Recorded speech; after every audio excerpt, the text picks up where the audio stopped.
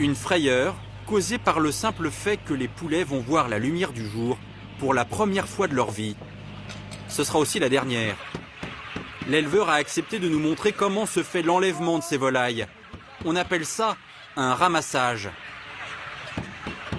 Pour charger 40 000 poulets, il faut de gros moyens. C'est à peine imaginable. Pour augmenter la productivité, les industriels ont mis au point cette imposante machine. Une sorte de moissonneuse-batteuse qui embarque les volatiles vers des caisses, dans lesquelles ils sont jetés. Avec une cadence de 10 000 poulets ramassés à l'heure, les volatiles ne sont pas ménagés. Dans l'opération, leurs pattes ou leurs ailes peuvent parfois être cassées. La méthode est expéditive, le spectacle difficilement soutenable.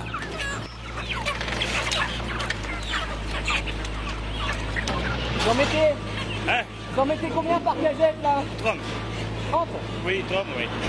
Au fur et à mesure que le hangar se vide, une autre réalité de ce type d'élevage apparaît. Au sol, il reste encore de nombreux poulets. Certains ne peuvent plus bouger, ils sont trop gros et leurs pattes, pas assez musclées et parfois cassées, n'arrivent plus à les porter. Plus inquiétant pour nous, consommateurs, certaines bêtes semblent malades. D'autres sont mortes, victimes d'infections causées par toutes sortes de bactéries. Elles prolifèrent dans la plupart de ces élevages industriels, car ces poulets grandissent au milieu de leur déjection. Et comme si ça ne suffisait pas, ces élevages sont aussi parasités par ces insectes. Ces milliers de petites bêtes, porteuses de bactéries, sont ensuite picorées par les poulets, qui se retrouvent infectés. Toutes les bestioles là qu'on voit. Ah ça, il faut pas en parler, c'est les ténébrions. C'est quoi, pardon? Les ténébrions. Cette exploitation est loin d'être un cas isolé. Et la situation sanitaire désastreuse qui règne dans la plupart de ces élevages n'est pas sans conséquences pour nous, consommateurs. Pour évoquer les ravages causés par les bactéries qui pullulent dans les élevages, nous avons rencontré en Vendée un des rares vétérinaires à bien vouloir aborder cette question. François. Dominique Ballois est installé ici depuis près de 30 ans. Il soigne les élevages de volailles. Et voilà de quoi est fait son quotidien. Bonjour Bernard. Cet éleveur lui apporte des cadavres de poulets, ramassés la veille dans son exploitation. Tu nous as emmené des poulets? Oui, D'accord, c'est des poulets de quel âge? c'est des poulets de 29 jours. Et aujourd'hui, il ne sera pas le seul. En général, tous les jours, on reçoit une dizaine d'éleveurs.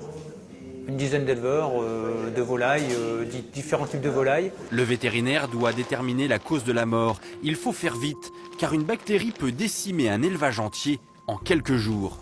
Le plumage est propre, les pattes également. Après autopsie, il peut faire son diagnostic. C'est une infection qui est due à une bactérie qui s'appelle Escherichia coli. C'est fréquent? C'est fréquent. Dans les élevages de poulets de chair aujourd'hui, c'est 70% des bactéries isolées dans les pathologies. La bactérie E. coli, la hantise des éleveurs. Le seul moyen de la traiter, ce sont les antibiotiques. Comme tous les vétérinaires, il a le droit d'en vendre et son stock est impressionnant.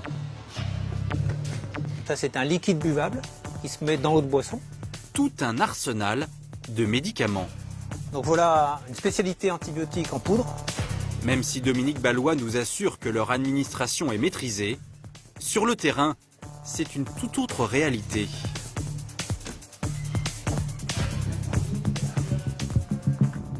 Dans ces élevages de poulets à bas prix, les bactéries sont tellement nombreuses que le recours aux antibiotiques est extrêmement fréquent.